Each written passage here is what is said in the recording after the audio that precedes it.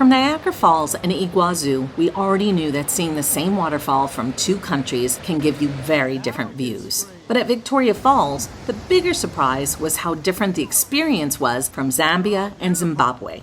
So after seeing both, is there actually a better side?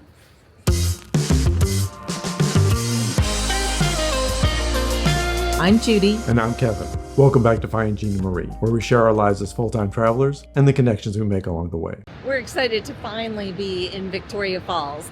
We arrived last night in Zambia, and we're on their side of the falls right now.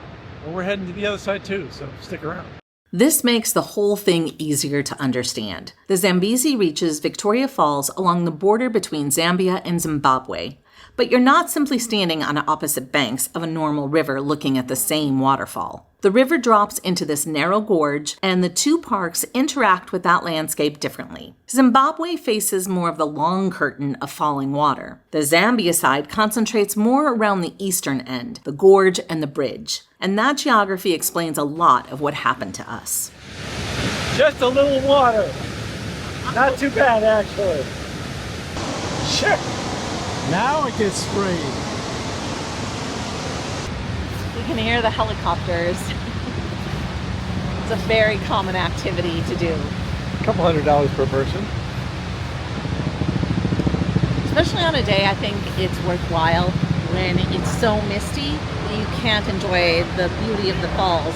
So seeing it from above will give you a view that you can't always get when it's in full steam. We're very fortunate today. We can see everything very clearly. I think we have the right amount of mist. Our first problem entering the park was understanding exactly the layout. Like other falls, we thought we'd be seeing the same thing, just from different angles. Based on our experience with other falls, we don't really think that you typically need a guide. However, if you're not going to travel with a guide, you really need to look closely at the map. A lot better than we did. While we each brought raincoats with us, it makes sense to get something extra large, especially if you have a backpack or it's going to get soaked too. Fortunately, there are many places to rent a raincoat, and they're cheap, $3 a piece. Because yes, you will get wet.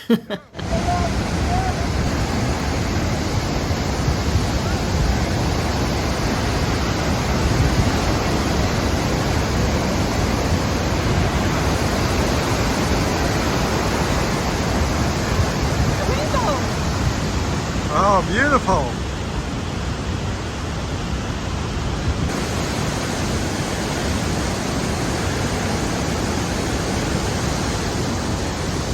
One of the things we found surprisingly difficult on the Zambia side was that we often had no idea exactly what part of the falls we were looking at. There were very few markers along our route.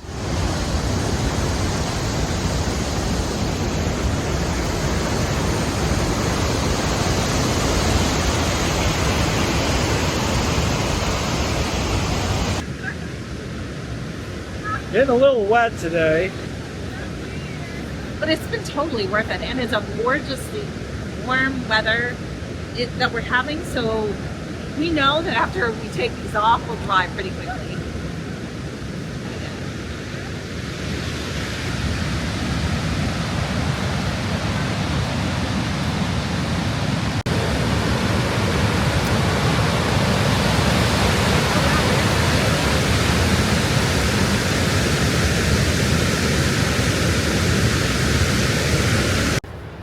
There are two sets of trails, one that snakes by the actual waterfalls, and one's a little drier up here, depending on how close it is. After passing by the same sign twice, we understood part of the confusion. The Zambia side consists of two loops after you cross Knife Edge Bridge. The only way to see more of the falls is to go back the way you came across the bridge and following the Boiling Point Trail, the upstream trail, or the photographic trail. The other option is to head across the border to the Zimbabwe side to view the main falls, Devil's Pool, Horseshoe Falls, and Livingston Island, which is exactly what we did. As we were heading back to the exit, we just expected to have it be the same old, same old. We were not prepared for the baboons. We saw a ton of them when we were leaving the park. We spent about 2 hours on this side, from 11 a.m. to 2 p.m. If we hadn't walked the same loop, we could have shaved 30 minutes off, and that would have been good. Although, in retrospect, I think I would have liked to have taken some of those alternate paths. You'll hear that Zimbabwe has more of Victoria Falls, and it's true that Zimbabwe gives you views across more of that long curtain of falling water. But that can make Zambia side sound like the lesser version of the attraction, and that's not how it felt to us. Knife Edge Bridge alone, allowing us to walk across the gorge and experience the spray of falls, was worth the price of admission. Our ticket on the Zambia side cost $20 per person. We mostly paid cash in Zimbabwe with US dollars, and kwacha in Zambia. Using multiple currencies can be tricky to track expenses for our travel budget. That's why we designed and built Voyage Vault, so we could enter our expenses for food, tickets, transportation, in any currency and still manage our budget in dollars. You can download Voyage Vault from the Apple App Store, use it free for 2 weeks, and get 10% off by scanning the QR code or using the link in our description. Although Zambia does not require a visa, because you'll be crossing both sides of the bridge and Zimbabwe does require one, we recommend you get a CASA entry visa. It costs $50 a person, and it allows you an unlimited number of times to cross the bridge within 30 days. If you're going to cross the bridge frequently, you want to make sure you have enough pages in your passport. For us, the actual crossing took under 30 minutes, and that's without using any taxis. But walking across wasn't fantastic. There's one spot to see the falls and boiling pot, but it's dusty and we had to navigate around huge trucks. We also had to deal with some touts that were very friendly, but were trying to sell us things, and that's something that people don't always want to deal with. After leaving the Zambia side, you can take a taxi to get to the Zimbabwe border, and know that you haven't missed much compared to walking the bridge. Now, we were lucky, and the Zimbabwe side allowed us to pay with credit card. But sometimes the internet is spotty, so ideally you'll want to bring cash. And one thing to note is the Zimbabwe side is a lot more expensive. It's $58 per person, and the Zambia side only costs $40 for both of us. That's a substantial difference. The next difference was meaningful. The Zimbabwe side was much easier to understand, and that's because all of the main lookout points had very clear markers, so you knew what you were looking at each stage along the way.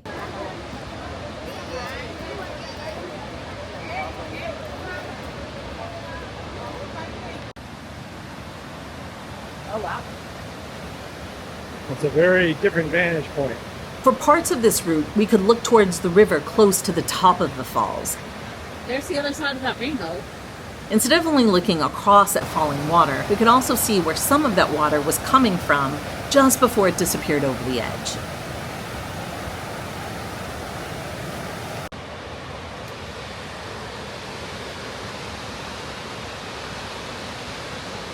So many rainbows.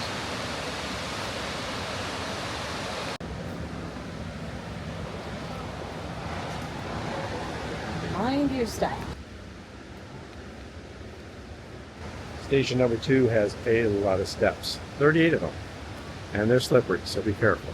Now, for both sides of the falls, we didn't find any of the walking to be exceptionally strenuous. We weren't really going uphill at all, but there are wet paths, bridges, and some slippery areas, so shoes with good traction are a must. And if mobility is a concern, knowing which sections you most want to see beforehand could make the visit easier.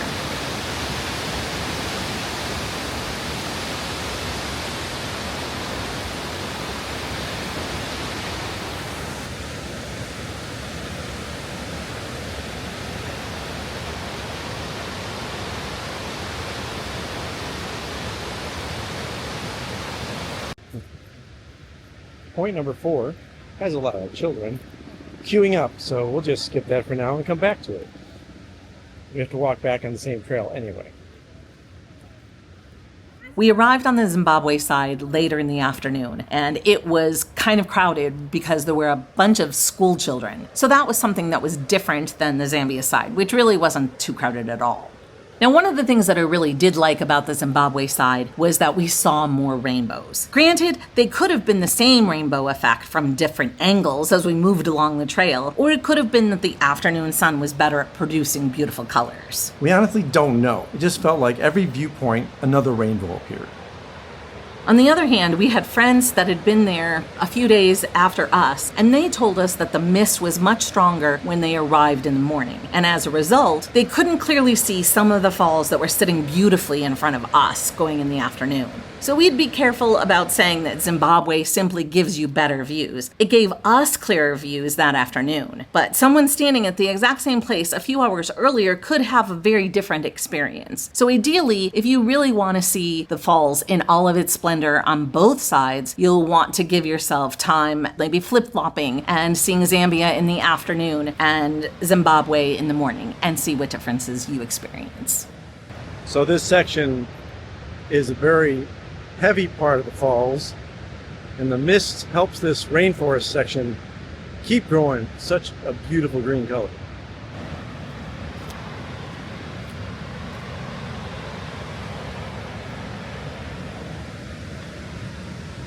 Now, if you're wondering if you will get equally wet on both sides of the falls, unequivocally, yes.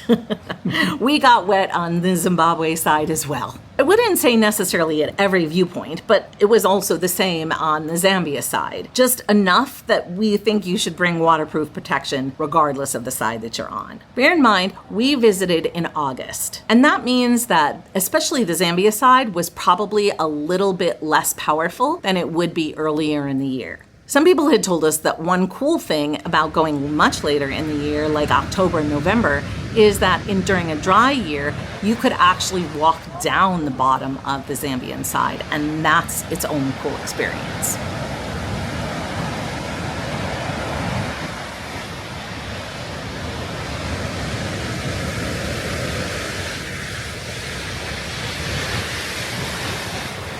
This is what it must be like in the rainy season when it's so much mist you can barely see anything. We got a little slice of the falls here in the middle. And that's it. And a rainbow. There's always a rainbow. Guaranteed.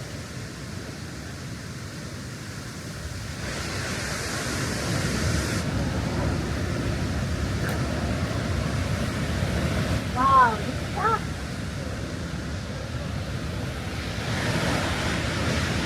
Like goes and comes. Looks like a guy in your wood.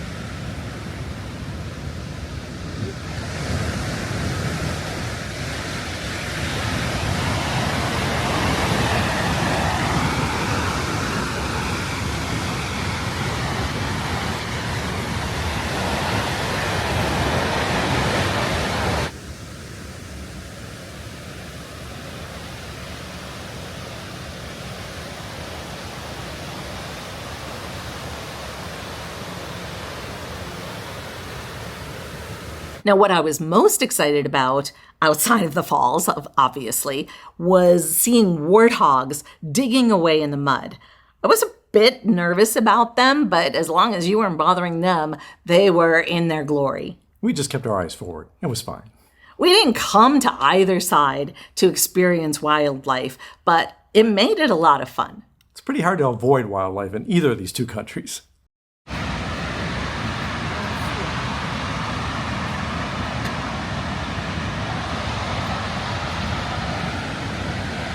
According to the one sign I recorded, What? that the falls keep moving. What is that? The erosion, so they change. So when they first named these, it might have looked more like a horseshoe.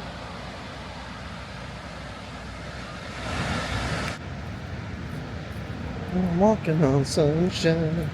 Hey, I'm walking on sunshine. Hey. And it's got to feel good. It's been a beautiful day. Oh my goodness, so beautiful. It's warm, but because you're getting misted every so often, cools you right off. Yeah, but not so much that you're cold. Oh no. Perfect. Perfect. Temperature regulated. Oh, danger point. Oh, this is the boiling pot. Okay. There's a route on the other side, on the Zambia side, that you can get to the boiling pot, but it's its own path. This is a little bit easier to do.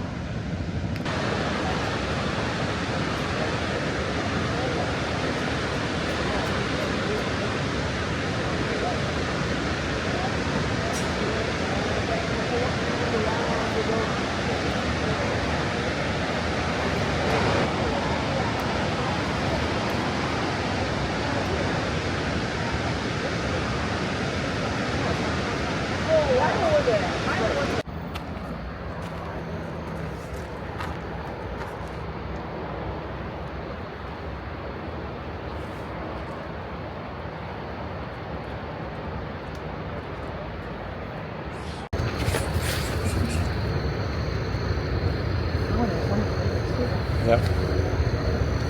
You okay?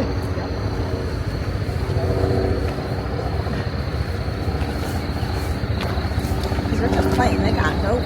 Don't pay attention. No, they want food or. We spent about another hour and a half exploring the Zim side.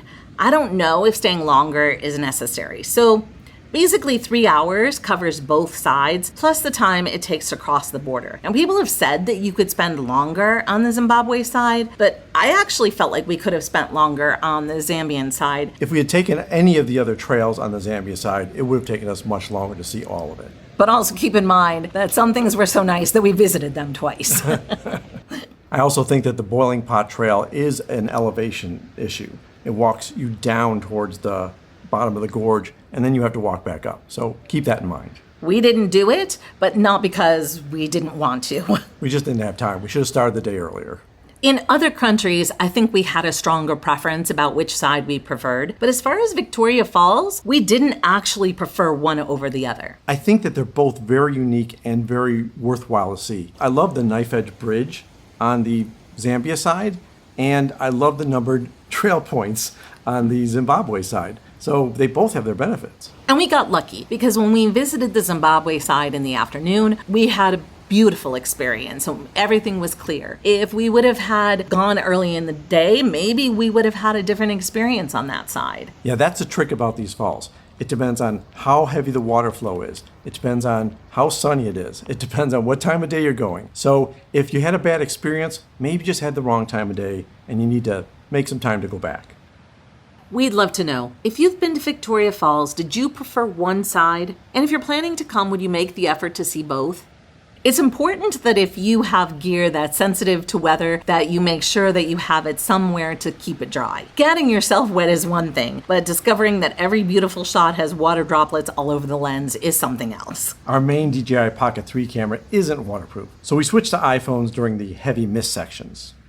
We think you'll enjoy watching our Iguazu Falls video next. You can see it both from Argentina's side and Brazil. Thank you so much for coming along with us. We hope you've enjoyed this episode. The best compliment you can give to us is to recommend our videos to your friends and family. And remember to Wander more, worry less, and bring a passport. and an umbrella. Until next time. Until next time.